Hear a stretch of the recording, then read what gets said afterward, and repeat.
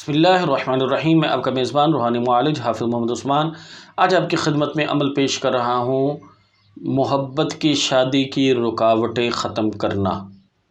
آیت کریمہ کا خاص عمل ہے، خاص ترتیب ہے۔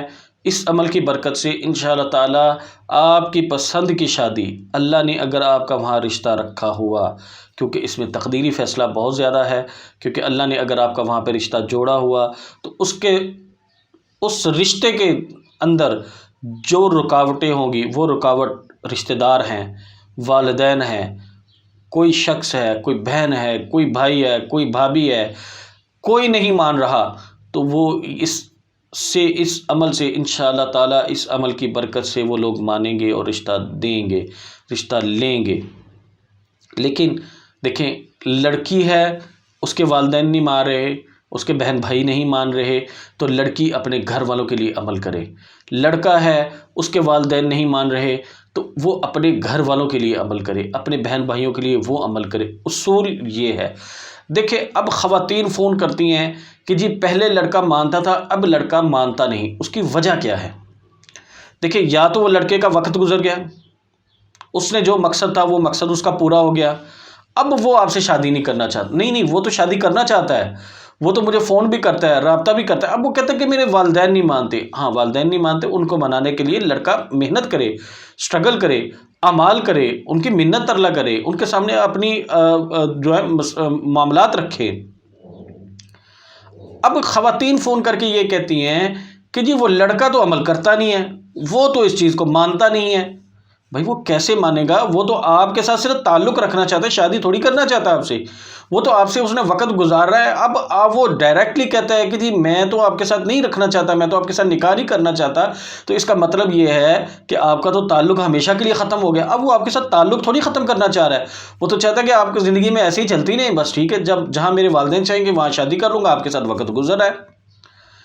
یہ چیز ہے۔ آپ نے یہ اس لیے آپ مت کریں کہ جی وہ لڑکے کے والدین نے زبردستی نکاح کر دیا ہے، زبردستی منگنی کر دی ہے، اب منگنی توڑوا دیں تو وہ لڑکا اب جی اعمال کرنے کو تیار نہیں ہے۔ یہ سب بکواس اور جھوٹ ہے۔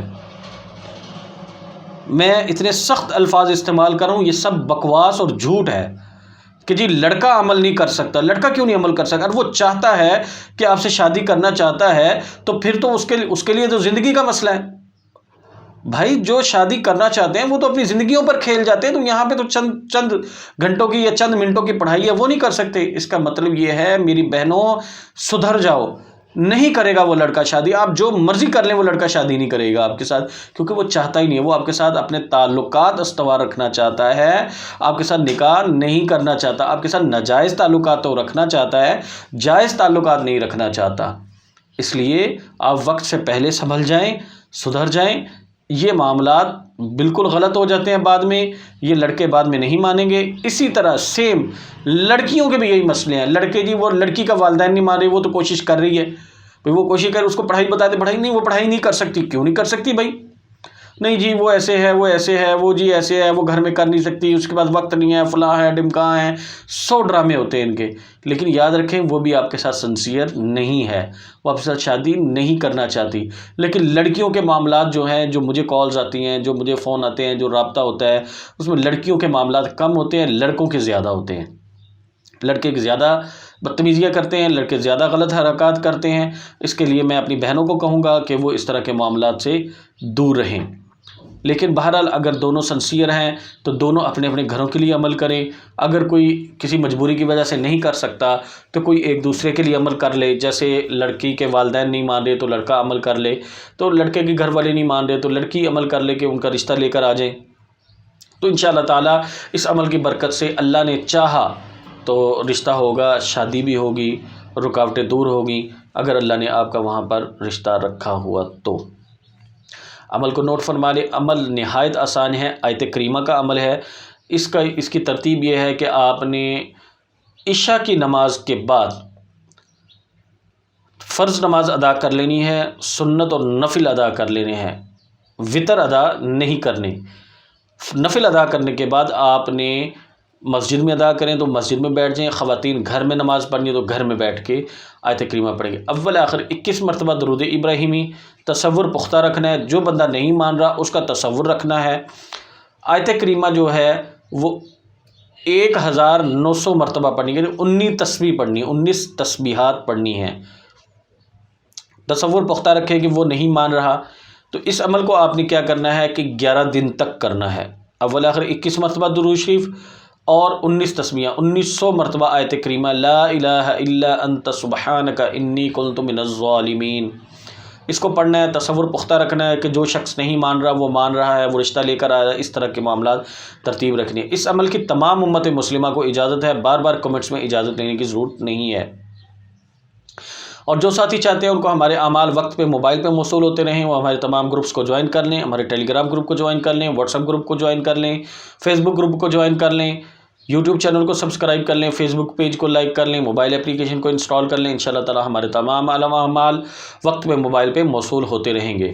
اب اس عمل کو آپ نے 11 دن تک لگاتار کرنا ہے۔ اب 11 دن کے بعد کیا ہوگا کہ وہ جی میں نے مانا نہیں، میں نے تو کیا ہے وہ تو نہیں مانا، 11 دن میں تو میرا کام ہی نہیں ہوا۔ بھائی اس کام نہیں ہوا تو آپ نے 11 دن کے بعد رزلٹ لینا ہے۔ آپ نے پوچھنا ہے کہ جو شخص نہیں مان رہا تھا وہ کتنے % مانا ہے۔ وہ مطلب پہلے وہ کہہ رہا تھا کہ بالکل نہیں کرنا، وہ غصہ جیسے نام لیتے غصہ نہیں کرنا، اب وہ کہتا ہے کہ اچھا ہاں سوچتے ہیں دیکھتے ہیں، تو وہ کتنے % بدلا ہے آپ نے اس کے اوپر کام کرنا ہے۔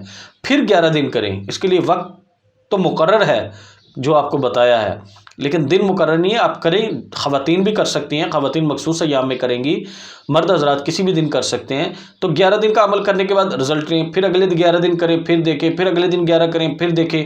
ایسا نہیں ہے کہ جی میرا تو فائدہ نہیں ہوا، پھر کمنٹس میں کر رہے ہوتے جی کسی کو فائدہ ہوا تو بتائیں۔ بھئی اس طرح فائدہ نہیں ہوتے، فائدہ تو آپ کے یقین کے اوپر ہونا ہے، آپ کے تقوی کے اوپر ہونا ہے۔ آپ نے کتنے اعمال کیے ہیں اور کتنے اعمال کے بعد آپ نے 2 نفل صلاۃ الحاجت پڑھ کے اللہ سے دعا کی، اللہ میں نے نام تو تیرا لیا تو میرا کام کیوں نہیں ہوا؟ تو اللہ سے مانگے نا، اللہ سے مدد طلب کریں۔ یہ کہ کمنٹس میں آپ لکھ رہے ہیں کہ جی کسی کو فائدہ ہوا ہے بتائیں، بھائی نہیں فائدہ ہوا تو آپ اپنے آپ اندر کمی دیکھیں کیا ہے، اس کمی کو پورا کریں۔ جزاکم اللہ خیر۔ السلام علیکم ورحمۃ اللہ وبرکاتہ۔